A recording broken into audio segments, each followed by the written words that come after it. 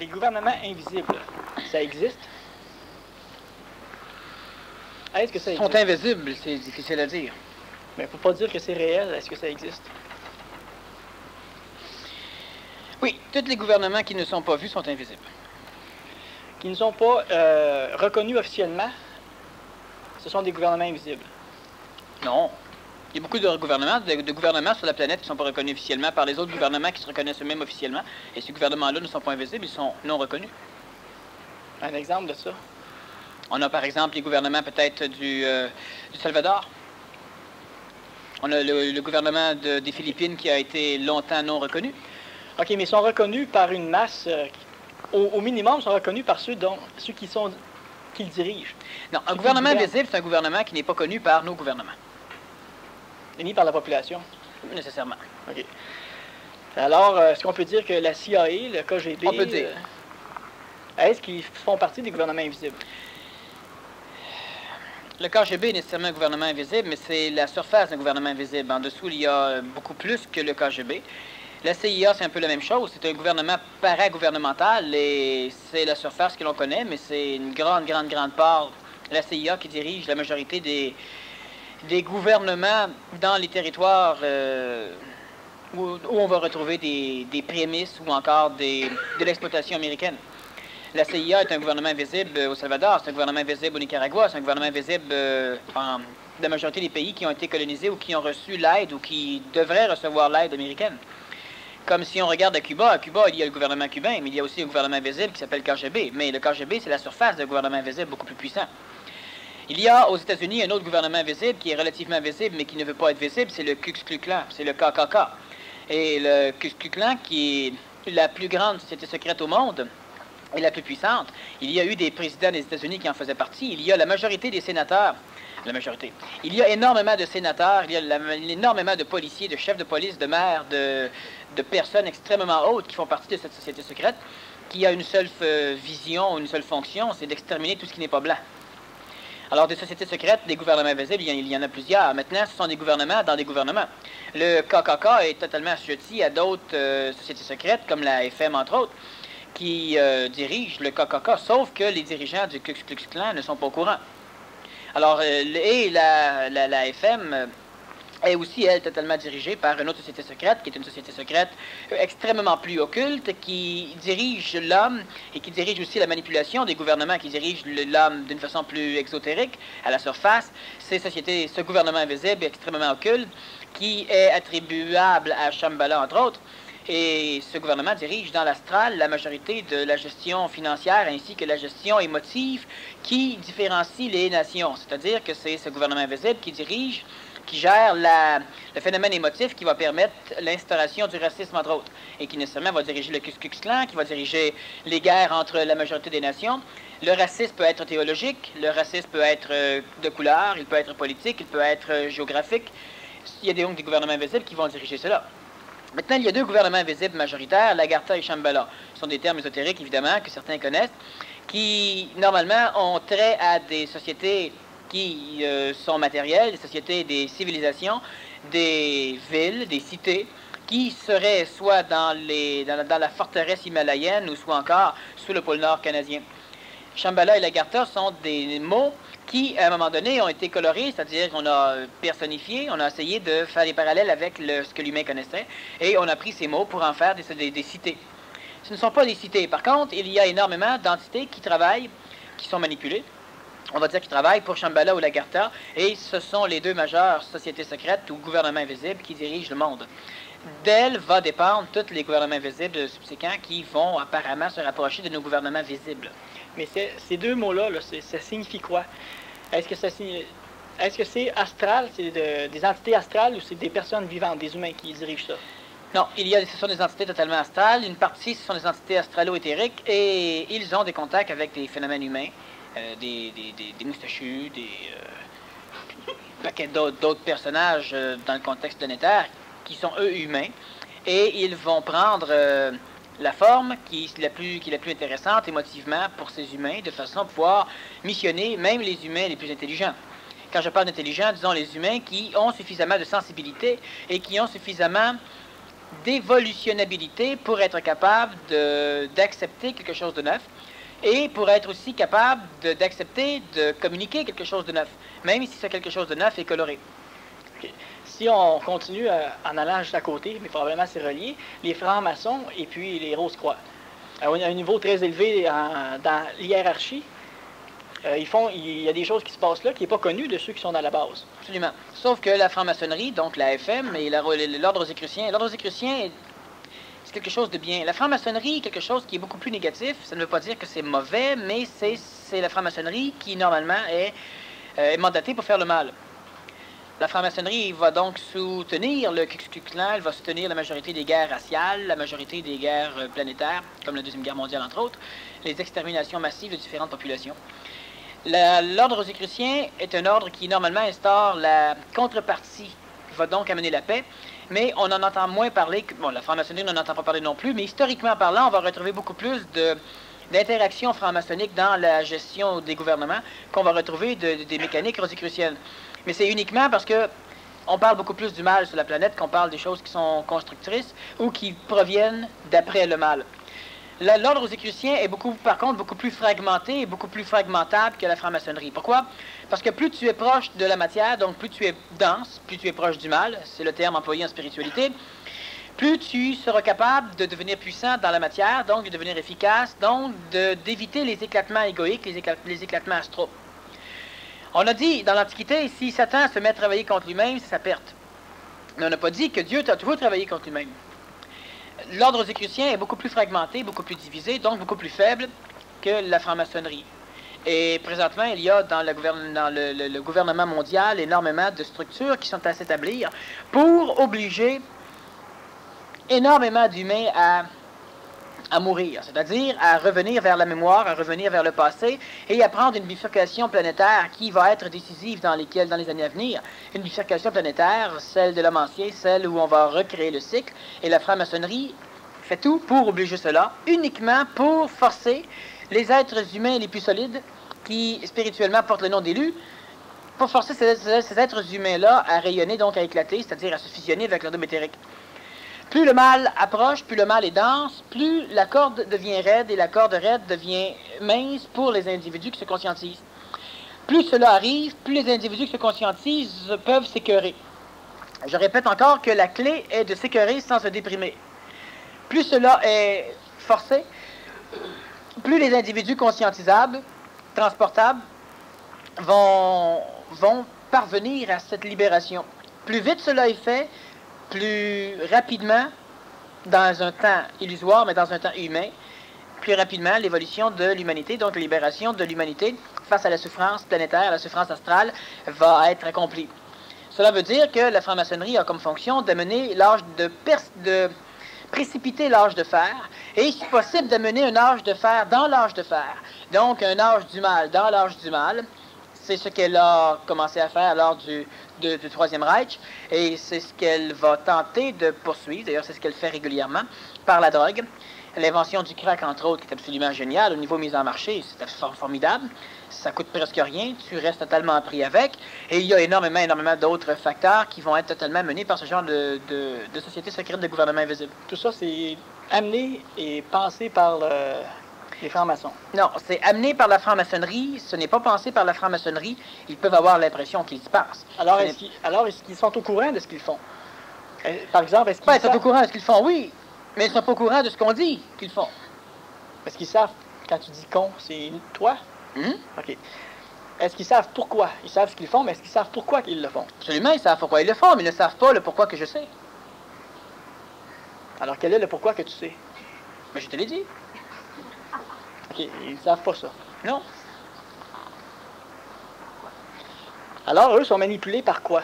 Est-ce que c'est d'autres gouvernements invisibles qui sont au-dessus de eux? Le gouvernement invisible le plus implacable, c'est le gouvernement lazaréen. Okay, oui. En dessous de lui, le gouvernement garcien ou chambaléen. Bon, le mal et le bien. Et par la suite, tu auras la fragmentation de ces gouvernements à travers tout ce qui peut être supporté par la conscience humaine. Si tu es musulman, on aura une partie gouvernementale occulte qui pourra te gouverner en fonction de ta trame émotive, religieuse. Si tu es chrétien, ce sera autre chose. Si tu es russe, ce sera autre chose. Si tu es, etc., ce sera autre chose. Alors, Lazare, tous les phénomènes lasaréens. C'est ce qui est, bon, on va dire, c'est Lazare qui dirige tout ça, autant à partir d'en haut. Il y a rien, qu'est-ce qui est en haut de Lazare pour diriger quelque chose là-dedans? Voilà. Ce qui est en haut de Lazare, c'est quelque chose qui parle à l'homme. C'est quelque chose qui parle à l'humain, c'est quelque chose qui essaie d'entrer en communication avec l'humain pour contourner la mécanique lasaréenne, qui est une mécanique extrêmement vieille, une mécanique archétypale du passé. Lazare, c'est la gestion de l'évolution mentale à l'échelle de la planète. Lazare, c'est la structure mentale, ce n'est pas la structure supramentale, quoique Lazare est maintenant extrêmement supramentale, mais la fonction même de Lazare était de développer la structure mentale. C'est pourquoi il a amené la science, c'est pourquoi il a amené énormément de facteurs au niveau scientifique. On peut parler d'alchimie, on peut parler de la locomotive, on peut parler de plusieurs choses. Mais pour ce faire, Lazare, pour développer le mental, et on sait que dans l'ego de l'humain, le mental se développe uniquement lorsque l'astral de l'homme, lorsque l'ego, vit suffisamment de désillusions pour, à un moment donné, travailler dans sa mémoire de façon animative, et c'est donc la gestion de l'expérience de la mémoire dans une place animative qui est le mental. L'intellect dans le début, mais le mental par la suite. Pour ce faire, Lazare s'est servi de la femme pour, en inventant les cosmétiques entre autres, et en inventant différents autres phénomènes, pour que la femme astralise énormément le contexte planétaire, de façon à créer dans le monde de la mort suffisamment d'astralité, d'émotivité, pour que celle-ci, voulant devenir juste, voulant devenir un peu féminine, se heurte, se casse la gueule totalement par rapport à la mécanique planétaire, et cela engendre planétairement un mental qui collectivisera à un moment donné suffisamment les individus pour permettre la création d'une société beaucoup plus industrialisée, axée sur une compétition, parce que c'est motivisé, axée sur une compétition technologique. Donc, on en arrive à une technocratie, à un moment donné, même si elle reste démocrate, même si elle reste communiste, même si elle reste peu théocrate dans certains contextes, elle restera théocratique quand même. Technocratique. Maintenant, lorsque Lazare a fait cela, il a créé le mental. Présentement, ce qui se passe, c'est que dans la création, il y a des super-univers. Dans les super-univers, il y a des créations locales. Ces créations locales vont engendrer des univers locaux. Dans les univers locaux, il y a des mutations locales. Ces mutations locales vont engendrer les galaxies. Les galaxies vont connaître différentes mutations, différents phénomènes à l'intérieur d'elles, et elles vont permettre l'engendrement de planètes quelques 4,5 milliards après le début de leur apparition. Des soleils qui vont avoir des planètes. Sur ces planètes, on va retrouver encore une fois un phénomène énergétique. Ce que l'on doit comprendre, c'est que l'énergie n'existe pas. Premièrement, on n'a qu'à accélérer notre vitesse de déplacement relativement à un autre vecteur de déplacement pour déphaser le temps. Ce que je veux dire que si je me voyage 2 fois plus vite que toi, je vieillis 2 fois plus lentement que toi. Bon. Mais si je voyage aussi rapidement que la Terre, je vieillis au rythme de la Terre. Si je voyage 2 fois plus lentement que la Terre, est-ce que je vieillis ou si je rajeunis? Une bonne question, hein, pour savoir si tu dors. Ben, c'est que on devrait rajeunir, mais si tu voyages 2 fois plus lentement, théoriquement, tu devrais vieillir. La problématique, c'est que dans quelle direction va le déplacement? Si je voyage 2 fois plus lentement que la Terre, est-ce qu'en réalité, je vais 4 fois plus vite dans le sens opposé? La problématique, c'est que si l'homme, dans sa conscience, pense qu'il va plus lentement, il ne pense pas qu'il va dans le sens opposé. Automatiquement, il vieillit 2 fois plus vite. S'il pense qu'il va 2 fois plus vite dans le sens, 4 fois plus vite dans le sens opposé, il va rajeunir. C'est-à-dire qu'il va vieillir, il va vieillir plus lentement. Tout le contexte galactique est un contexte illusoire, c'est-à-dire qu'il y a une supra-énergie, on va prendre ce mot pour l'instant, qui est une énergie non exprimée, ce n'est pas de l'énergie. L'énergie, c'est quelque chose qui rentre dans un contexte limité par une courbure gravitationnelle. L'énergie, c'est quelque chose qui rentre dans un contexte, crée le contexte en pénétrant dans le contexte. Donc là où il y a du vide, il y a la création de quelque chose. Quelque chose, c'est aussi ce qui va remplir le vide. Et limité à 300 000 km à la seconde, nous avons maintenant de l'énergie. Nous savons qu'un atome est extrêmement virtuel, qu'un électron existe et n'existe pas. Il existe, il n'existe pas, c'est une farce. Astrophysiquement, on le sait. Sauf que ces électrons qui sont une farce, les quarks constituant les protons, les neutrons, etc., qui sont une farce, vont constituer nos corps physiques ainsi que la matière. Cela veut dire que, par exemple, ici, la branche de ce micro, elle est reconstituée dans l'instantané continuellement. Autrement dit, elle n'a pas le temps d'exister. Parce que moi, j'ai la capacité de mémoriser le virtuel, nécessairement, j'engendre le prolongement du virtuel et j'engendre la solidité. Mais elle n'existe pas. Elle existe dans une vision. Parce que nous avons été astralement constitués à même l'expérience de la mémoire, donc de la solidité, nous concevons le monde uniquement dans la solidité, ce qui nous brime totalement dans l'éclatement de l'archétype pour nous permettre de traverser les choses. Lorsque nous parvenons à le faire, nécessairement, nous sommes en processus de fusion. Être en processus de fusion veut dire être totalement désassujetti des archétypes planétaires. Cela veut dire ne plus être soumis aux lois de Lazare. Cela veut dire être totalement libéré du phénomène lazaréen. Donc, nous éclatons. C'est-à-dire qu'à l'intérieur de nous, le phénomène évolutif devient tellement plein qu'il commence à rayonner. Rayonnant, il courbe, c'est-à-dire qu'il va impliquer dans les lois physiques actuelles de nouvelles géométries. Donc, le fait que l'être humain commence sa fusion, en plus de le libérer de l'astralité planétaire, ça va aussi obliger toutes les lois astrales à muter. Cela va libérer Lazare, et cela va libérer la majorité des divinités. C'est pourquoi il y aura plus facilement un processus de digestion du monde de la mort, mais nécessairement il y aura une guerre, une lutte. Pourquoi? Parce que la majorité des animaux humains, se voyant totalement désassujettis du monde de la mort, ne seront pas capables de comprendre, de s'autoriser à se supporter eux-mêmes, alors ils vont tout faire pour recréer le monde de la mort. On recrée un monde de la mort dans la souffrance émotive, et la façon la plus rapide de créer le monde de la mort, c'est dans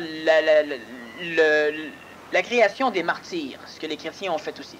Bon, alors il y aura des guerres, des sacrifices au nom de ce que tu voudras, des dieux perdus, bon. Extraterrestrement parlant, ce que j'explique est extrêmement pratique. La seule chose qu'il y a, c'est que si on essaie d'en connaître la valeur à partir de l'astral, de l'émotivité, ou d'en connaître la valeur à partir de l'intellectualisme, on ne pourra pas rien faire avec ce que je dis. Bon, on pourra se laver, se barbouiller, mais c'est tout. Extraterrestrement parlant, l'énergie descend. On dit descend. L'énergie rayonne à travers la galaxie. Le centre de notre galaxie est extrêmement perturbé. Nous sommes dans une galaxie, la galaxie qu'on appelle la Voie lactée, qui est extraordinairement défaite. C'est une galaxie qui est vieille, une galaxie qui est pourrie, c'est-à-dire une galaxie qui approche d'une restructuration totale. Dans notre galaxie, il y a quelques milliards d'étoiles, mais c'est ce que les astrophysiciens pensent, mais c'est faux. Dans les autres galaxies, on peut considérer qu'il y a des milliards d'étoiles. Dans la nôtre, la majorité de notre galaxie est totalement cachée par des nuages de poussière. Ces nuages de poussière font qu'il y a énormément, lorsqu'on regarde, énormément d'endroits où il n'y a pas d'étoiles. C'est ces endroits où il n'y a pas d'étoiles, il y a des étoiles derrière. Il y a d'autres galaxies derrière. La problématique, c'est que ces nuages de poussière cachent la majorité. On sait qu'il y a l'éclatement d'une supernova. Il y a minimum une supernova qui éclate il y a presque 75 supernovas qui peuvent éclater par année dans une galaxie. Nous, on a accès à une par 75 ans, à peu près une par 100 années, si on arrive à la voir. Par contre, lorsqu'on étudie avec des télescopes super puissants ou encore des radiotélescopes, d'autres galaxies, on se rend compte qu'il y en a des supernovas qui vont éclater. Dans la nôtre, il y en a moins, où la majorité sont cachées par ce nuage de poussière. Et ce nuage de poussière, c'est quoi? C'est des nébuleuses ou c'est... C'est l'éclatement. Ce sont simplement des... nébuleuses, c'est un terme. Ce sont simplement des étoiles qui ont éclaté, qui ont sauté. Et présentement, il n'y a pas eu suffisamment de restructuration, c'est-à-dire qu'il manque dans notre galaxie un tourbillon qui pourrait ramener la poussière, la comprimer sous l'effet d'une force gravitationnelle, la comprimer à un point tel, comme ce qui va se passer dans l'astral de l'humain, dans l'âme de l'humain, les comprimer à un point tel qui est tellement écrasé qu'il n'y a plus de place. Vu qu'il n'y a plus de place, il y a de la friction. Vu qu'il y a de la friction, il commence à y avoir de la chaleur. Et lentement, tu engendres des soleils.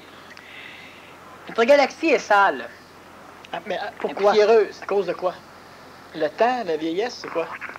Simplement parce que la majorité du phénomène gravitationnel est concentrée dans des régions où il y a de l'évolution, où il y a accumulation d'énergie, de supraénergie, et où il y a évolution ascendante, dans des contextes comme nous les retrouvons nous autres. Est-ce que la gravité arrive avant que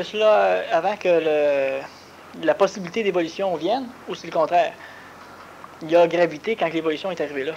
C'est-à-dire qu'au niveau des soleils, l'évolution est très simple. C'est comme l'humain meurt, et donc éclatement. Après ça, restructuration, nouveau soleil, mort, éclatement, restructuration d'un nouveau soleil. Dans notre galaxie, un des grands facteurs de gravité, c'est ce qui permet à notre galaxie d'être si facilement visitée par des entités fusionnelles, c'est que notre galaxie n'a pas ce facteur. Il y a une gravité, notre galaxie est une galaxie qui est effilochée. Il y a des branches. Bon, il y a un immense noyau central de poussière. Il y a des étoiles dedans, mais il n'y en a pas comme on pourrait s'attendre à en trouver. Et c'est effiloché parce que la gravité s'est défaite. Nous sommes dans une galaxie qui pourrait, qui ne fera pas, mais qui pourrait se perdre totalement dans l'univers vide entre d'autres galaxies. Si on traverserait une autre galaxie, on se fusionnerait à elle. L'être humain, l'énergie qui descend dans la galaxie n'est pas maintenue dans le centre de la galaxie et il est diffusé dans la galaxie. Étant diffusé dans la galaxie, nous avons accès à des énergies qu'on ne retrouve pas ailleurs. Nous avons accès planétairement, humainement, à de l'énergie qui n'a pas la puissance qu'elle devrait avoir, une énergie qu'on va appeler supramentale présentement, qui est une énergie mémorielle galactique. Mais parce qu'elle est disparate, là, ou... Parce qu'elle n'est pas centrée dans un noyau galactique, elle nous parvient plus densément, plus facilement, et parce qu'elle n'est pas centrée dans une forme de gravité, elle n'est pas centrée sur elle-même, elle est facilement assimilable par de l'humain. Autrement dit, elle est facilement assimilable par d'autres centres de gravité, en l'occurrence l'égocentricité d'un humain, qui est aussi une forme de gravité astrale. Il amène tout vers lui. Bon. Cela veut dire que l'énergie supramentale, on ne doit pas la voir comme bien souvent les individus la voient. L'énergie supramentale ne connaît rien de l'humain. Autrement dit, si un jour vous ne vous rappelez plus où vous demeurez, l'énergie supramentale ne peut pas vous rappeler, ne peut pas vous dire où vous restez. Elle ne connaît rien de la structure humaine. Vous devrez vous connecter dans les mémoires akashiques. Si vous n'avez pas de mémoire, dans les mémoires akashiques, vous pourrez lire votre adresse. Donc, à un moment donné, un individu planétairement, par exemple, vous allez me demander où je peux trouver de l'eau. Et relié au plan supramental, donc extrêmement réchauffé, je ne pourrais pas vous dire où il y a de l'eau. Alors, l'animal humain va dire, oui, mais je ne comprends pas, s'il est relié au plan supramental, il sait tout. Je sais tout ce que j'ai besoin de savoir lorsque c'est nécessaire que je le sache. Mais je ne sais pas où vous allez trouver de l'eau. Par contre, si vous me demandez, quelle est la fonction cosmique de l'eau? Ça, on ne le sait pas sur la planète. Mais ça, je peux le dire. Donc, si je redeviens humain, je peux trouver de l'eau. Mais je ne sais pas ce que l'eau fait comme vecteur d'évolution humaine. L'eau, c'est un grand véhicule de l'astral. Je ne sais pas. Et nos corps physiques sont constitués d'eau. Grande merde, mais c'est comme ça. Il y en a besoin d'eau. Bon, là, si je suis humain, je ne peux pas répondre. Mais si je suis connecté, relié à un plan supramental, je peux répondre cosmiquement de ce que c'est l'eau. Mais je ne peux pas vous dire, par exemple, le nom de tel muscle ou pourquoi vous avez une carie. Je ne peux pas. Mais je peux vous expliquer à quoi servent les caries de l'humain. L'animal humain, lui, ce qu'il fait, c'est qu'il visualise, quand je parle de l'animal humain, je parle de l'ego, il visualise l'être fusionné. Il visualise l'être totalement éclaté, l'être qui s'est mis à rayonner. Il visualise l'être qui est en train de descendre son double éthérique dans son corps de chair. Il visualise l'être, non, fusionné, non pas fusionnel, c'est-à-dire que le double éthérique est maintenant terrestrifié. Automatiquement, il n'y a plus de bilocation de conscience, il y a une unique conscience. Lorsque l'être humain essaie de comprendre l'évolution, il peut se dire, nous partons d'une pluriconscience, une plurilocalisation de conscience, vous avez une conscience physique, si je donne un coup de pied, vous allez le savoir, vous allez comprendre ce que je veux dire par conscience physique, vous avez une conscience vitale, vous avez une conscience astrale, vous avez une conscience mentale, lorsqu'on n'est plus uniquement un animal humain. L'évolution va faire en sorte qu'à un moment donné, il y aura de cette quadriconscience, il y aura une cinquième conscience qui va apparaître, reliée à l'apparition d'un troisième cerveau qui est finalement le double éthérique dans le plan mort-au-ciel. Et progressivement, il doit y avoir une fusion des 4 consciences planétaires pour créer une seule et unique conscience. Cette seule et unique conscience devient un centre gravitationnel suffisamment puissant, donc suffisamment utilisable, pour que ce qui se crée dans l'anégoïsation commence à être centré autour. Cela veut dire que tant que l'être humain n'a pas fusionné suffisamment la conscience planétaire, c'est-à-dire que tant que l'être humain n'envisage pas dans sa globalité, mais une globalité de conscience, les 4 plans planétaires, il n'a pas suffisamment de centricité sur lui-même pour qu'il puisse considérer la création individuelle d'un homme éthérique. Qu'est-ce que ça veut dire? Ça veut dire que l'être humain doit s'anégoïser, ça va de soi. Mais pour s'anégoïser, l'être humain doit devenir mental. Devenant mental, le mental va être capable, lui, de créer une coordination entre les consciences inférieures, entre la conscience émotive, où le mental va maintenant savoir que tu m'habites. Et toute la vision de l'ego, la vision émotive, sera une vision uniquement mentale. Donc, il y a maintenant fusion de la conscience. C'est-à-dire qu'il n'y a pas un mental qui, à un moment donné, lutte continuellement contre de l'astral, et l'astral trouve cela beau, le mental trouve cela stupide, il n'y a pas deux consciences. Il y aura une conscience mentale qui va comprendre que l'ego trouve ça beau, et la conscience mentale va, elle, voir, et ce que l'ego va maintenant connaître du monde ne proviendra que de la force mentale. Au niveau vital, ce sera la même chose. Le mental va être capable de gérer le vital pour que le corps s'alimente mieux, pour que le corps dorme mieux, pour que le corps s'énergifie, finalement rajeunisse. Le corps physique sera la même chose, il sera régi par le phénomène mental. Il y a maintenant une fusion planétaire des consciences. Il n'y a pas le corps physique qui sexuellement vous réveille astralement. Il n'y a pas astralement l'idée de manger ceci ou de manger cela. Il n'y a pas le corps vital à un moment donné qui manipule la structure de l'ego et qui vous rend plus irritable, donc plus colérique. Il n'y a pas le mental qui vous permet uniquement d'écœurer votre ego par la vision qu'il a du monde. Que l'ego devient imperméable à l'astral? Non, l'ego reste perméable, sauf que l'ego ne peut plus, tout le corps physique, le corps vital et le corps astral, ne peuvent plus connaître le monde autrement qu'en passant par la vision mentale. Donc, il y a maintenant une fusion de la conscience dans les corps inférieurs, le mental, l'astral, le vital, le physique. Quand cela est fait, quand vous, et j'en en parle de temps en temps, et il y a une fois par année une date.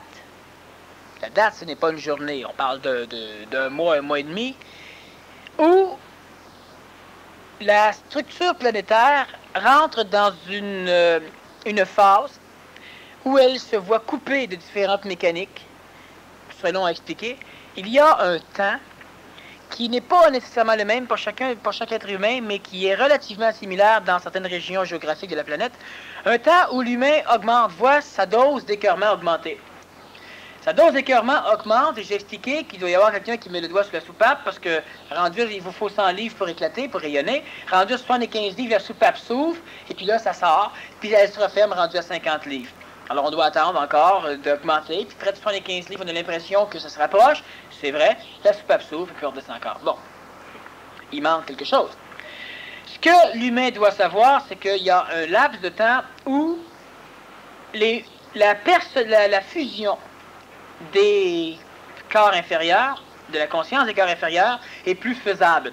Il y a moins de manipulation astrale qui l'empêche, c'est-à-dire qu'il y a moins de nourriture donnée à l'antihomme, mais il va nécessairement y avoir une accumulation au niveau de la vision mentale de l'instruction donnée à l'ego, donc il risque d'y avoir une accumulation de l'écœurement.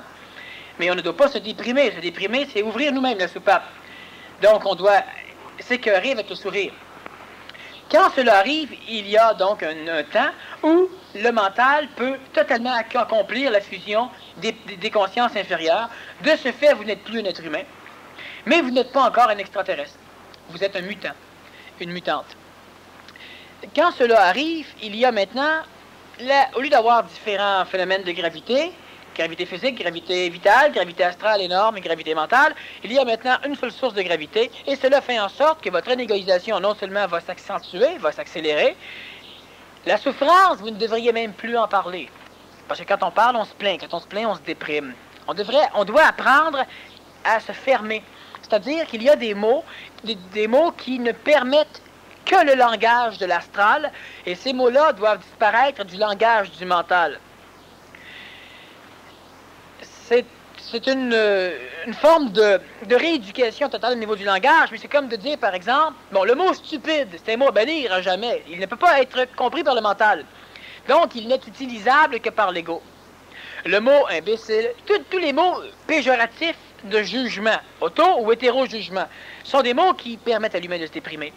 Les mots, bon, évidemment, il y a des façons de parler le soupir. Tu viens de dire quelque chose approche, ça va éclater. Sinon, on ouvre nous-mêmes la soupape. Quand cela est fait, il y a donc accélération de la négoïsation. Et en ayant l'accélération de la négoïsation, il y a des assujettissements de la centricité que donnait l'ego par rapport aux mécaniques lazaréennes, par rapport aux mécaniques archangéliques, donc à tous les gouvernements invisibles. Progressivement, l'ego devient de plus en plus désassujetti de toute cette manipulation. Donc, il se désassujettit nécessairement des lois qui régissent l'évolution animale. Cela veut dire qu'il ne fait plus, il ne doit plus, il ne peut plus faire référence aux lois d'affaires. Donc, on parle de commerce, on parle de vivre en affaires, aux lois qui permettent de gérer la matière, reliées à l'ère du poisson. Tout ce qui est piscéen ne fonctionne plus.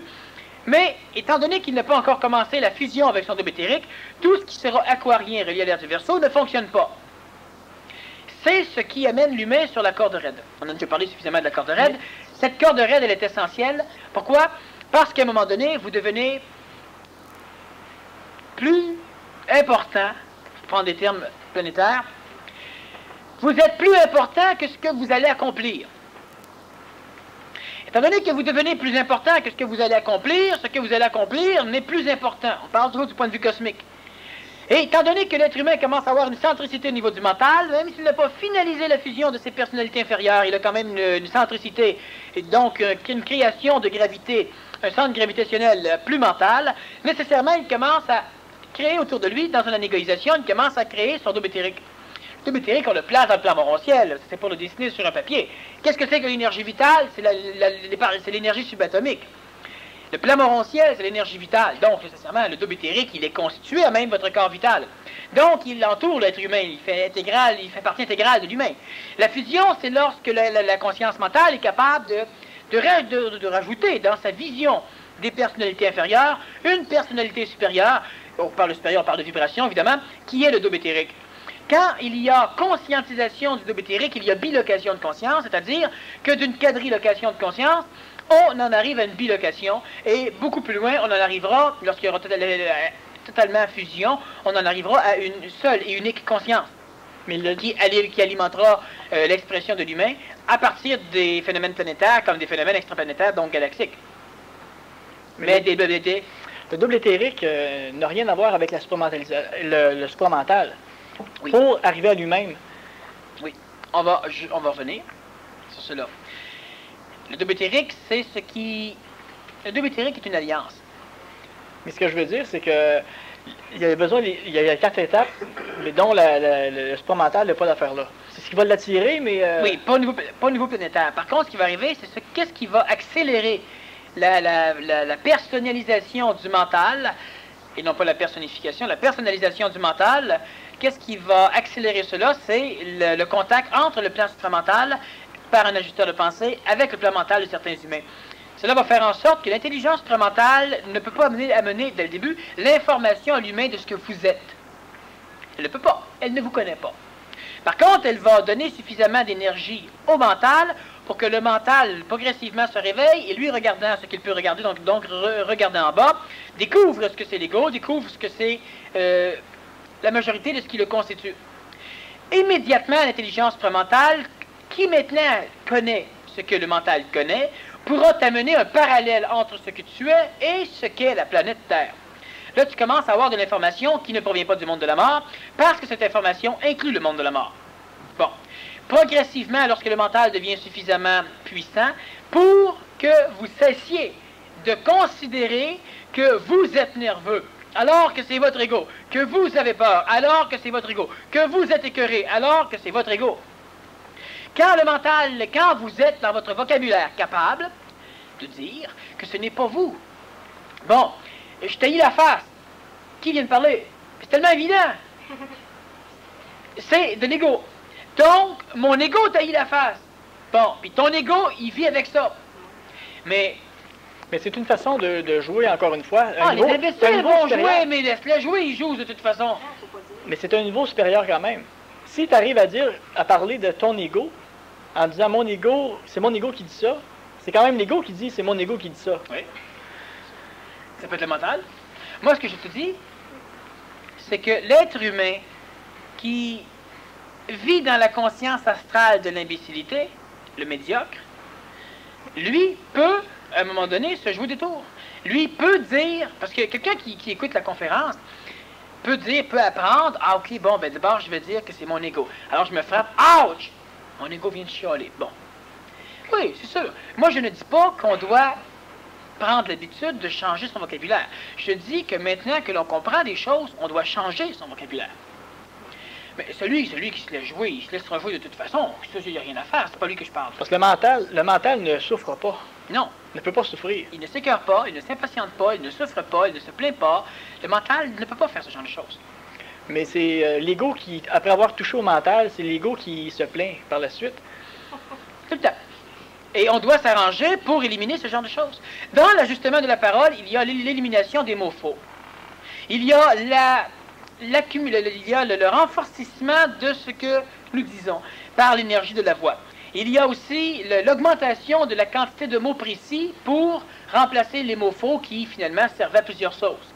Mais il y a aussi autre chose en ajustement de la parole. Il y a maintenant on doit développer une parole aristocrate, une parole aristocratique, une parole reliée à l'aristocratie, une parole qui élimine totalement les bas-fonds de ce que l'animal humain était. Donc, dans notre vocabulaire, il y a énormément de mots qui ne doivent plus jamais sortir par notre bouche. Et je ne dis pas que l'on joue. La majorité ici, vous avez suffisamment compris pour commencer à changer. Commencer à changer, c'est commencer à faire certaines choses. En l'occurrence, vérifier le langage. En l'occurrence, cesser de se plaindre. Ici, ça s'est plaint, même si ça s'est plaint en disant « maudit que je suis écœuré », donc ça s'est plaint, on doit par la suite comprendre, et même le dire, c'est l'ego. Et je parle de ceux et de celles qui comprennent la mécanique. Je ne parle pas évidemment de ceux qui ne comprennent pas la mécanique. Ils vont dire, c'est l'ego. Comme certains vont dire, oui, mais c'est mon mental qui t'haït. Ah oui, ils peuvent le dire. Mais je ne parle pas de ces gens-là. Ils comprendront plus loin. Bon, je parle d'autres mécaniques. Lorsque le mental est capable de créer la fusion des personnalités inférieures, ça veut dire que c'est le mental maintenant qui détermine de quelle façon nous vivons. Ce mental-là va permettre plusieurs choses. Et ce que je dis est applicable parce que pour plusieurs personnes, il y a un temps qui s'en vient. On sent. Puis après un laps de temps, eh bien, ça va être dans plus ou moins 8-9 mois que ça va recommencer. Bon, puis si on manque notre coup, encore plus ou moins 8-9 mois, que ça va recommencer. Bon, on a encore quelques 8-9 mois à perdre, mais c'est pas utile. Vous savez, il y a une loi, un principe extrêmement paradoxal, extrêmement vibratoire que vous devez comprendre, c'est que vous ne pourrez pas réussir tant que ce ne sera pas le temps. Hein? Et ce ne sera pas le temps tant que vous n'aurez pas réussi. Et ce que je dis est non seulement fondamental, ce n'est pas idiot, c'est totalement vrai. Non, mais c'est parce que c'est... Il y a la loi de l'ère du poisson, et à cette loi, nous allons dire qu'effectivement, travaillez comme vous voudrez, tant que ce ne sera pas le temps, vous ne réussirez pas. J'ai passé 20 jours à chercher la solution, et je l'ai trouvée après 20 jours de travail intensif. Une chance que j'ai passé mes 20 jours. Mais celui qui va faire partie de l'ère nouvelle, dans l'évolution, je ne parle pas d'être là avec son corps physique, là. Je parle de l'évolution, assujetti aux lois de l'homme nouveau, de la femme nouvelle, de l'enfant nouveau. Lui, lorsqu'il va décider d'accomplir, ça va être le temps. Maintenant, une personne peut facilement dire, eh bien, je vais attendre mon temps, je m'assis, je fais rien, j'attends. Et elle est assujettie à l'ère du poisson. Et elle a raison. Et la loi s'applique à merveille. Ça ne fonctionnera pas tant que ce ne sera pas le temps. Non, mais il faut quand même faire quelque chose, mais il ne faut rien faire. Exact. Et ça, il faut qu'on y revienne. Parce que c'est un problème dans la majorité des cas de ceux qui se conscientisent. Bon, la majorité des individus ici ne savent absolument pas où ils vont dans la vie. Ils ne savent pas. Même celui qui a un commerce, il ne sait pas.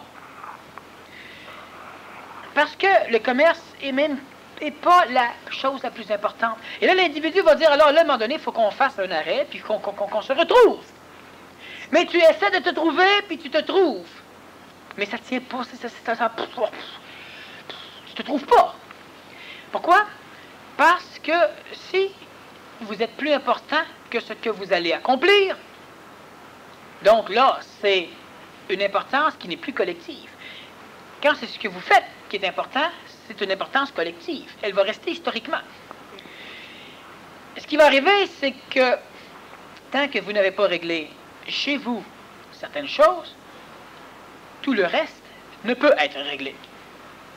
Alors, vous pouvez suivre des cours pour vous enligner dans une autre facette du travail, une autre façon de vivre, mais il y aura toujours une saveur désagréable, une saveur amère, une incertitude, ce que tu voudras.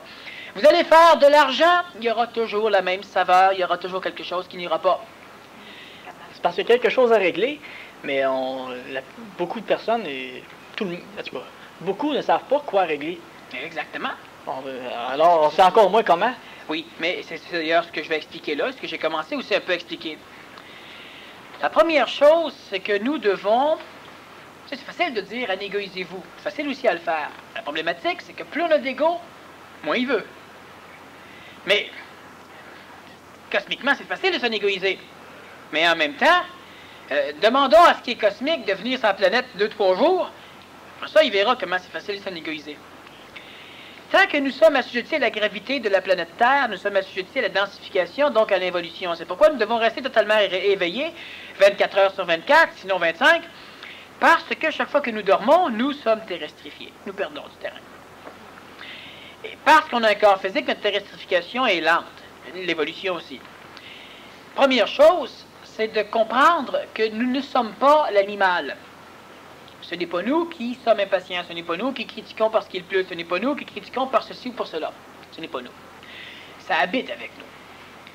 Nous devons maintenant devenir le maître contrôleur. Cela veut dire que vous devez faire des efforts pour gérer votre vie, votre vision de la vie plutôt, en fonction de votre mental. Et celui qui a trop d'intellect, alors lui, il a une béquille entre les deux jambes. Alors, nécessairement, il devra s'arranger pour démolir l'intellect. L'intellect, c'est une façon de voir le monde dans lequel tu refuses l'intuition. La théologie, l'émotivité, c'est une façon de voir le monde dans lequel tu exclus la logique. Mais le mental, c'est la façon de voir le monde dans lequel tu inclus la logique et l'intuition. L'être humain qui est intellectuel, ne peut pas parvenir à accepter du neuf parce qu'il n'a pas d'intuition. Il a une structure de légifération très particulière, associative, qu'on lui a donnée, et tout ce qu'il essaie de comprendre doit rentrer là-dedans. Il ne peut pas. Celui qui est mental accepte l'intuition, et il peut changer sa structure de légifération en fonction de son intuition, mais l'intuition ne colore pas émotivement sa façon de voir les choses, donc elle n'engendre pas la croyance ou la foi, parce qu'il y a la logique. La logique uniquement présente chez l'intellect, ou chez le mental, qui aussi accepte l'intuition, qui est présente chez l'émotif. Le mental, vous devez, comment on doit gérer sa vie? On doit gérer sa vie de cette façon-là. Mais 24 heures sur 24, quand vous sortez, vous êtes déjà des animaux. Continuellement, l'être humain qui évolue est un animal. Il laisse l'animal sortir. Quand on s'en rend compte, on gagne. Plus on s'en rend compte, plus l'animal s'en rend compte. Plus on s'en rend compte, plus il peut se mettre à chialer, de découvrir comment il est. On doit faire attention encore à cela. On ne doit pas. Mais cette partie-là qui chiale parce qu'il ne veut plus être animal, c'est l'ego, mais c'est pas l'ego, la partie qui était la plus grande, l'anti-homme. C'est plus l'anti-homme, ça. Non, la partie qui chiale parce qu'elle est écœurée d'être animal, c'est la partie homme. C'est la partie qui va nous faciliter le plus la tâche. Mais ça n'empêche pas qu'elle reste de l'ego. Oui. Bon, elle va quand même chialer. Ce que l'être humain doit faire... Mais c'est qu'elle travaille au moins en collaboration avec le mental. Elle aide. Elle nuit, mais elle aide. Elle nuit pourquoi? Parce que lorsqu'elle chiale, elle baisse notre pression. Vous savez, vous avez un problème psychologique? Venez m'en parler. Venez vous confier à moi. Et que ça fait du bien. Pourquoi ça fait du bien? Parce que la pression qui est en train de te faire évoluer, là, tu viens de diminuer. Et nécessairement, on se sent beaucoup mieux. Mais pourquoi cette pression-là fait mal? Parce que c'est de la pression. C'est un mal psychologique? Non. Énergétique. Oui, mais c'est... Qu'est-ce qui n'est pas capable de supporter cette énergie-là? Toute la façon dont tu es constitué. Tous tes ancêtres, regarde ce qui arrive. Maintenant que le mental parvient à être le maître contrôleur, il n'a peut-être pas encore le contrôle du système endocrinien, bon, d'accord, mais il a le contrôle de la conscience du système endocrinien. C'est-à-dire que lorsque l'ego s'exprime par la voie endocrinienne, le mental comprend ce qui se passe, sait ce qui se passe, et le mental ne s'en fait pas. Autrement dit, vous allez être les maîtres à bord, pas les maîtres totales, mais les maîtres respectables, lorsque toute forme d'expression astrale ne colorera plus votre vision mentale. Quand cela est fait, vous êtes vous êtes en train de fusionner les personnalités inférieures. Ça veut dire qu'il n'y a plus de coloration dans votre conscience mentale parce que vous habitez avec une conscience astrale. Parce que vous habitez avec une conscience astrale dans un corps vital exprimé dans un corps physique, il y a énormément de manipulations, énormément de problématiques. Tout cela ne doit plus vous ternir, ne doit plus abîmer, ne doit plus colorer votre conscience mentale. Quand cela est fait, nécessairement, vous ne criez plus, vous ne gueulez plus, vous êtes autre chose. Ça ne colore plus. Et là, je peux vous demander, est-ce que vous avez encore de l'émotion? Oui, mais ça ne colore pas ma vision mentale. Est-ce que de temps en temps, vous sentez la frustration? Oui, possiblement que vous pouvez répondre oui. Ah, donc vous êtes frustré? Non. Quand tu me piles sur le pied, je sens que tu me piles sur le pied. Est-ce que ça veut dire que je me pile sur le pied? Non. Donc, si je sens la frustration, est-ce que je suis frustré? Non. Ce n'est pas moi. Alors, je peux sentir la frustration, mais ça ne colore pas ma vision mentale. Donc, ça ne perturbe pas mon état. Ça ne perturbe pas mon expression. Je ne suis plus un être humain, dans le sens que l'humain accepte tous ses défauts. Ce sont des raisons et des excuses. Quand on est capable de tellement discerner la phase mentale des personnalités inférieures, cela veut dire que quel que soit ce qui se passe chez vous, vous n'êtes pas coloré. Ce n'est pas vous. Donc, si je vous pile sur le pied, vous ne vous pilez pas sur le pied. Si l'ego frustre le corps physique, vous n'êtes pas frustré. C'est la même chose. Est-ce que les deux peuvent se faire en même temps? L'ego étant frustré, le mental, et en même temps le mental en prend conscience, est-ce qu'immédiatement la frustration cesse? C'est ce qui va arriver. Ce qui va arriver à un moment donné, c'est que parce que si déjà vous êtes capable de vivre comme je le dis, et vous devez atteindre ça, et ça ne sert à rien d'être dans une situation particulière, vous avez juste à vivre. Vous devez atteindre ça. Quand vous serez capable de le vivre à l'extérieur, quand vous serez capable d'être en couple sans vous engueuler, quand à un moment donné, vous allez cesser de penser que l'autre m'a dit ça. J'écoutais à un moment donné des individus jaser. Et il y en a un qui dit, oui, mais non, c'est pas ça que j'ai dit. Ah oui, c'est ça que tu as dit. Là, ça s'engueulait. Ben, si c'est ça que j'ai dit, c'est pas ça que j'ai voulu dire. Mais n'empêche que tu l'as dit. Qu'est-ce que tu veux faire avec un animal comme ça? C'est ce qu'il a compris. Puis si les mots que j'ai employés, c'est les mots qui voulaient dire ça chez lui, ben la personne, elle disait que c'est pas ça que je voulais dire. À quoi on doit se fier? À ce que tu veux faire ou à ce que je pense que tu as fait? Exemple, je renverse de l'eau sur toi. Qu'est-ce que tu veux savoir? La première chose, est-ce qu'il le fait exprès ou non? Je n'ai pas fait exprès. C'est pas ça que l'ego voulait entendre. Ben, fais attention! Rien à faire, je dis, on va continuer pareil. Parce qu'il voulait se battre, c'est la raison. La partie vient se nourrir. Quand vous êtes capable de totalement discerner, si à un moment donné, moi je vous dis de manger de la marde, puis là vous arrivez, vous me dites pourquoi tu m'as dit ça, puis je vous dis c'est pas ça que je voulais dire. Vous dites c'est pas ça que tu voulais dire? Je dis non. Vous dites ah, ok. Ben, imaginez que vous êtes immédiatement devenus, vous êtes des maîtres. La preuve, vous allez faire chier beaucoup de monde. Les rendre jaloux. On pourra vous insulter sans vous insulter, alors on pourra s'insulter en essayant de vous insulter. C'est ce qui arrive. Ça revient. Uniquement parce que ce qui va se vivre dans l'astral de l'humain, dans le vital ou dans le physique, ce n'est pas ça ne colorera pas votre perception du monde. Et ça, vous pouvez le faire. C'est pas énorme. Ça va demander certaines petites choses. Il va se battre, le cas avant dedans. Mais s'il se bat, c'est pas grave. Luttez pas contre lui. Regardez-le se battre, puis sachez que c'est pas vous. Donc, vous gagnez automatiquement. Il peut pas. Mais il faut être réveillé, suffisamment réveillé. Et toute la vie, changez même pas de vie. Ceux qui souffraient, là, changez même pas de monde. Ça vaut même pas peine. Pourquoi? Parce que tout ce qu'on va vouloir faire comme changement ne changera rien. Ça ne change, vous avez déjà essayé, observez, ça ne change rien. Ah, vous allez dire, oui, mais j'ai quand même évolué ces 10 dernières années. Oui, c'est pas parce que vous avez changé des choses matériellement. C'est parce que de toute façon, vous vous conscientisez. Alors, ça vaut pas la peine. Quand je dis l'humain, il sait pas où il va. Mais non, il sait pas où il va, c'est évident, parce que quand il essaie de savoir où il va, en même temps, à l'intérieur, il y a la saveur amère qui apparaît, c'est quel que soit ce que tu vas déterminer, tant que tu ne seras pas accompli, tu ne pourras jamais savoir si c'est ça. Puis quand tu seras accompli, minimum au niveau de la conscience mentale avec fusion des personnalités inférieures, quand ça va être fait, la vision peut totalement changer. Parce que là, tu vas cesser de pousser, tu vas passer par les portes ouvertes.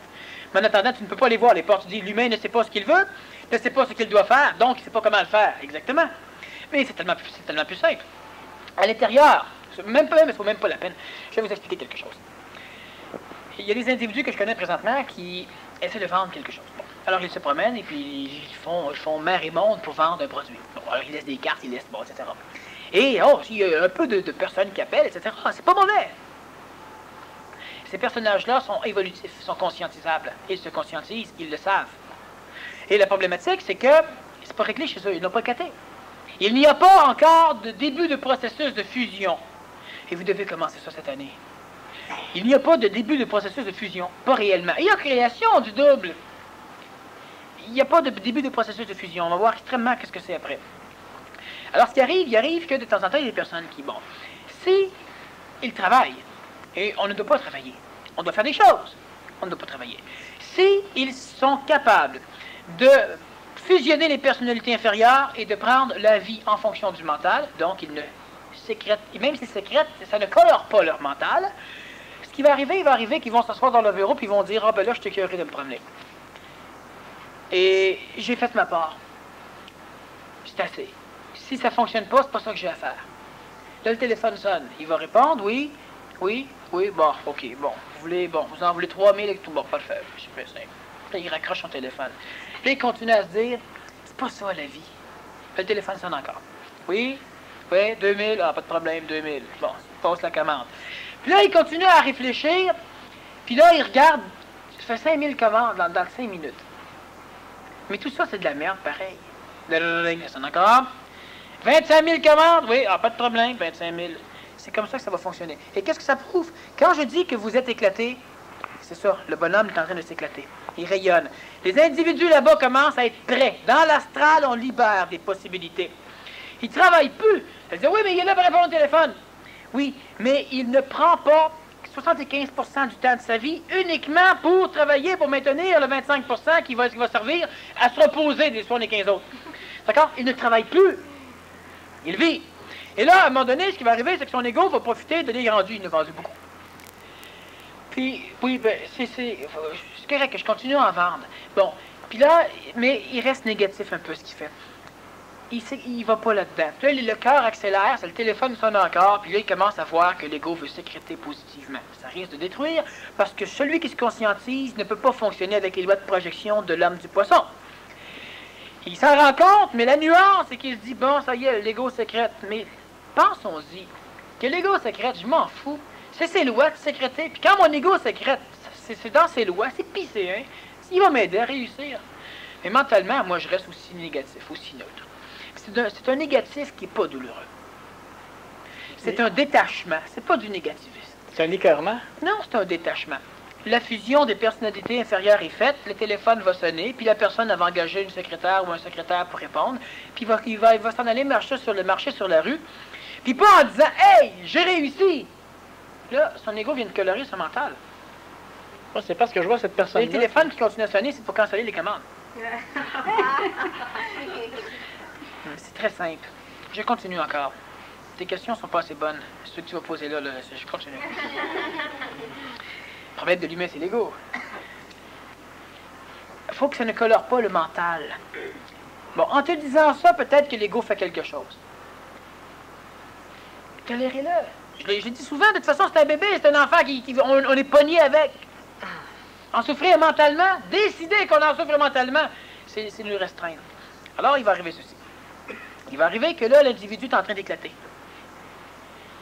Étant donné que l'individu est en train d'éclater, qu'est-ce qui arrive? Il arrive que pendant des années, pendant la période d'anégoïsation, pendant les périodes planétaires de prière, nous avons pris de l'énergie et nous l'avons placée dans le monde de la mort.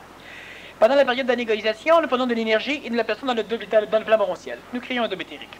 Nous avons créé un double spirituel, une entité spirituelle qui a été réincarnée.